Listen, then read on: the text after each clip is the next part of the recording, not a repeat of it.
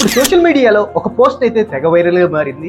అవును, అదే మన రీసెంట్లీగా ఫేమస్ అయిన కాక్రోచ్ జనతా పార్టీకి సంబంధించిన ఒక పోస్ట్. అయితే ఈ కాక్రోచ్ జనతా పార్టీ అనేది అసలు ఎలా ఎస్టాబ్లిష్ అయిందో ఒకసారి మీకు చెప్తాను. ఏంటంటే మన చీఫ్ జస్టిస్ సూర్యకాంతం గారు ఒక మీటింగ్ లో ఇలా అన్నారు: భారతదేశంలో యువత మొత్తం బొద్దింకల్లా ఎక్కడ పడితే అక్కడ తిరుగుతూ ఉంటారు, ఎలాంటి ప్రొఫెషనల్ కానీ ఎలాంటి జాబ్స్ కానీ లేవు.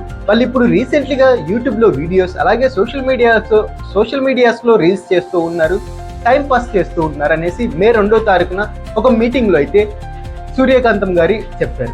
అయితే దీన్ని కాంట్రవర్సీగా తీసుకున్న ఒక ఢిల్లీకి సంబంధించిన అభిజిత్ అనే వ్యక్తి ఒక ఇన్స్టాగ్రామ్ పేజీని కాక్రోచ్ జనతా పార్టీ అని స్టార్ట్ చేసి వితిన్ 48 అవర్స్లోనే 4 మిలియన్ ఫాలోవర్స్ని అయితే తీసుకువచ్చారు. ఆ ఇన్స్టాగ్రామ్ పేజీకి 18 మిలియన్ ప్లస్ ఫాలోవర్స్ అయితే ఉన్నారు. అయితే మన అభిజిత్ హిస్టరీ కనుక చూసుకుంటే, అభిజిత్ అనే వ్యక్తి లాస్ట్ ఆమ్ ఆద్మీ పార్టీకి రూలింగ్ పార్టీ ఉన్నప్పుడు సోషల్ మీడియా మేనేజర్గా వర్క్ చేసేవాడట. అయితే ఇప్పుడు మనది ఇదంతా కాదు, అసలు ఈ 18 మిలియన్ ఫాలోవర్స్ ఎవరు? దీనిపైన ఒక సోషల్ మీడియాలో ఒక పోస్ట్ అయితే తెగ వైరల్గా మారింది. దాని ఓవర్వ్యూ అయితే ఒకసారి మనం చూస్తున్నాం.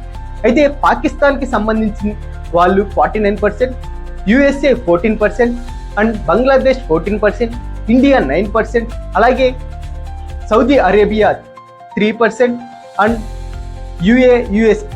UK 3% and others 3%. ఇలా ఒక్కొక్కరికి ఒక్కొక్క కేటగిరీ వైస్లో మన వాళ్ళకైతే ఫాలోవర్స్ అయితే ఉన్నారు. మరి సూర్యకాంతం గారు ఇండియాలో బొద్దింకలు ఎక్కువ ఉన్నారు, యూత్ అందరూ పాడైపోతున్నారు అని చెప్పారు.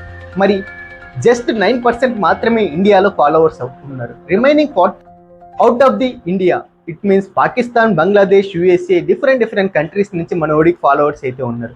మరి ఇది పాకిస్తాన్లో ఎక్కువ కాక్రోచెస్ ఉన్నాయా, మరి ఇండియాలో ఎక్కువ కాక్రోచెస్ ఉన్నాయో మీరే కామెంట్ సెక్షన్లో కామెంట్ చేయండి.